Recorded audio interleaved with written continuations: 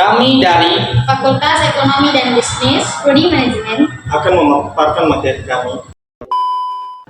Akan melanjutkan pembahasan kelompok kami dengan judul Electronic Commerce.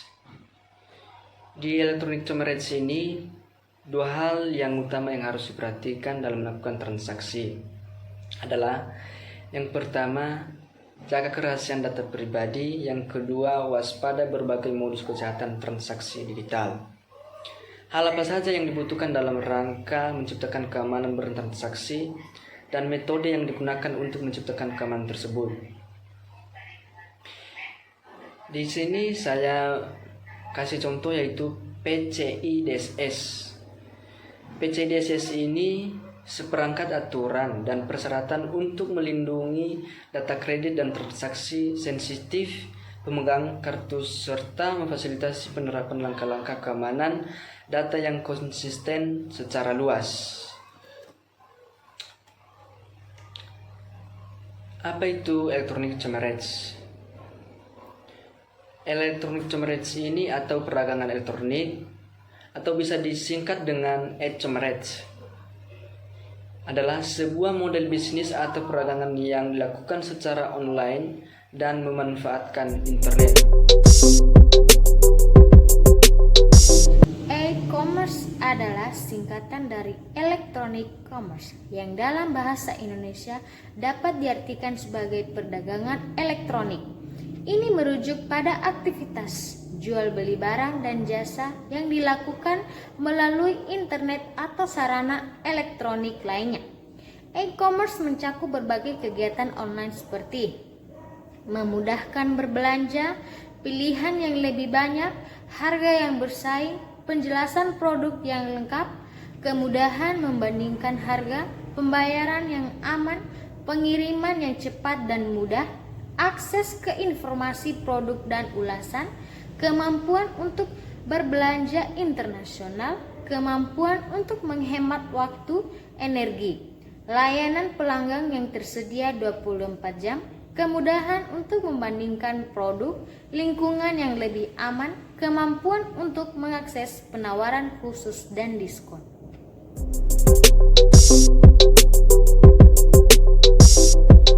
Saya akan melanjutkan materi kami di mana saya membahas di sini itu dimensi keamanan pada e-commerce. Dimensi keamanan pada e-commerce adalah satu, autentikasi pembelian, penjualan dan institusi. Pembayaran yang terlibat harus dipastikan identitasnya sebagai pihak yang berhak terlibat dalam transaksi tersebut. Kedua, integritas jaminan bahwa data dan informasi yang ditransfer pada e-commerce tetap utuh dan tidak mengalami perubahan. Yang ketiga yaitu non-repudiation. Pelanggan membutuhkan perlindungan terhadap penyangkalan dari penjual bahwa barang telah dikirim atau pembayaran belum dilakukan. Yang keempat yaitu privasi.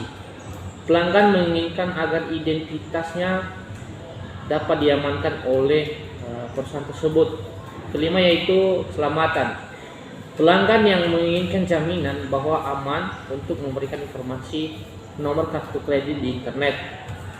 Kemudian ada beberapa metode untuk melindungi sistem yang ada di e-commerce, yaitu satu, standar keamanan, yang kedua ISO 17799, yang ketiga yaitu kebijakan keamanan, yang keempat keamanan fisik, kelima akses kontrol, yang ketujuh yaitu autentikasi, kedelapan biometrik, 9 username atau password, yang ke-10 smart card, yang ke-11 yaitu wireless security.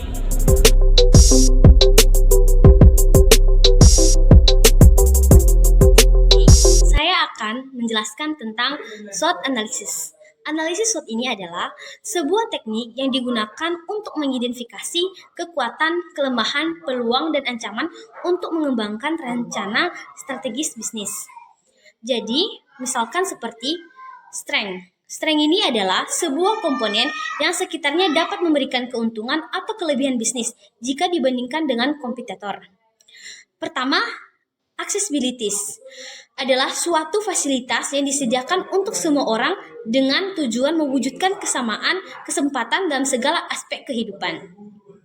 2. Pilihan produk yang luas adalah kumpulan semua produk dan barang yang ditawarkan dan dijual oleh penjual tertentu.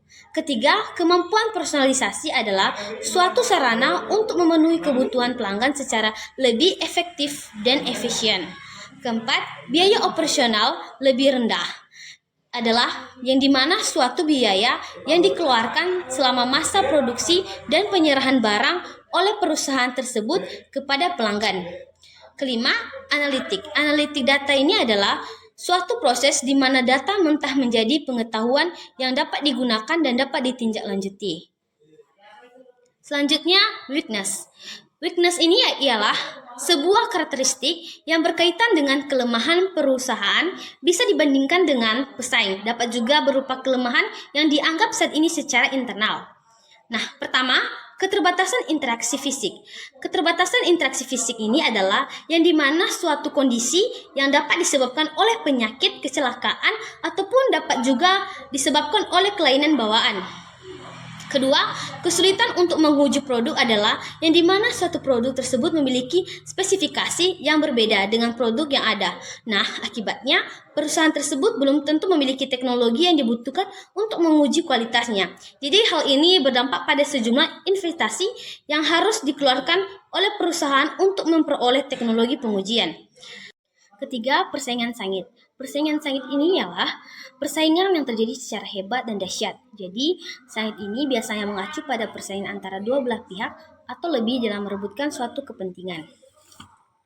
Keempat, biaya pengiriman dan retur. Biaya pengiriman dan retur ini ialah suatu pengembalian barang yang dilakukan oleh pembeli kepada penjual. Jadi,